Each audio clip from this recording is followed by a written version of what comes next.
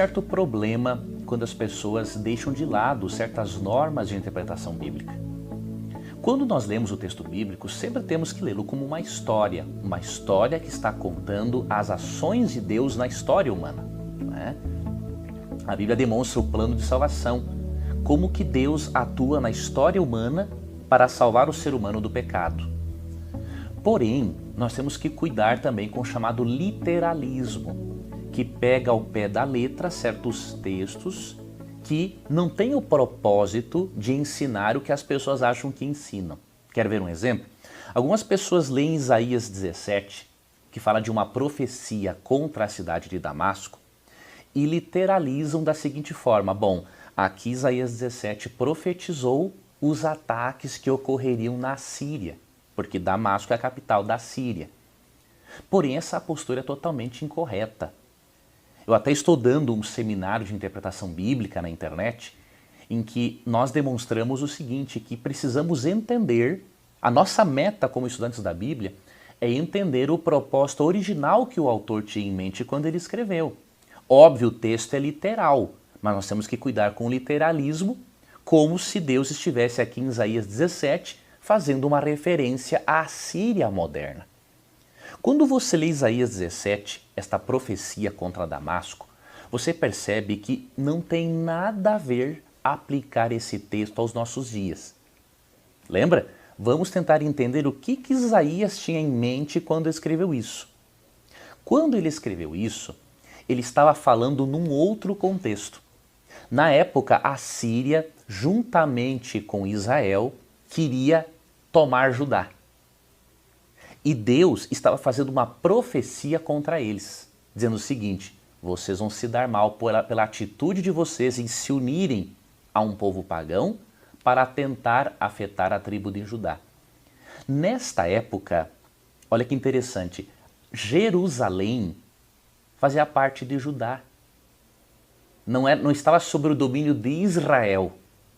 Então você não pode dizer, por exemplo, que esta profecia de Isaías 17 é para a Síria de hoje, porque a geografia da Síria e de Damasco naquela época era muito diferente, né? Jerusalém nem fazia parte, diríamos assim, do domínio de Israel naquela época. Não tem nada a ver com os dias de hoje, que é totalmente diferente.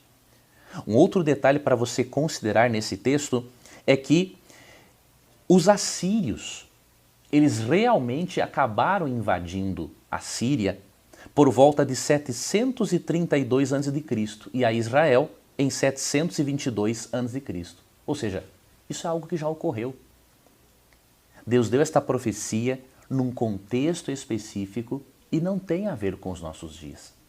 É muito perigoso interpretarmos a Bíblia da maneira como muitos o fazem, né? Vão até o texto, não consideram o que o autor originalmente tinha em mente e aí acabam dando as suas interpretações particulares e pessoais. Isaías 17 nem sonhou em profetizar os ataques atuais que ocorreram na Síria. Está falando de uma outra Síria, quando tinha, na verdade, uma outra estrutura geográfica, diríamos assim. A antiga Síria, a qual o texto se refere, foi enterrada, né? Uma nova Síria foi construída em cima dela. Perceba também no mapa que a geopolítica da região era muito diferente. Israel estava dividido e Damasco e Síria não tinham relação alguma com Damasco e Síria nos dias atuais.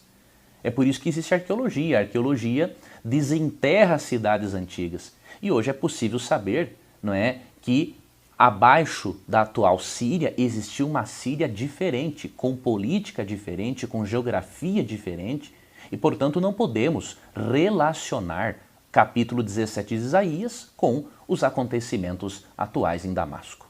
E que por isso precisamos estudar a Bíblia mais contextualmente para entendermos o que Deus realmente quer nos ensinar.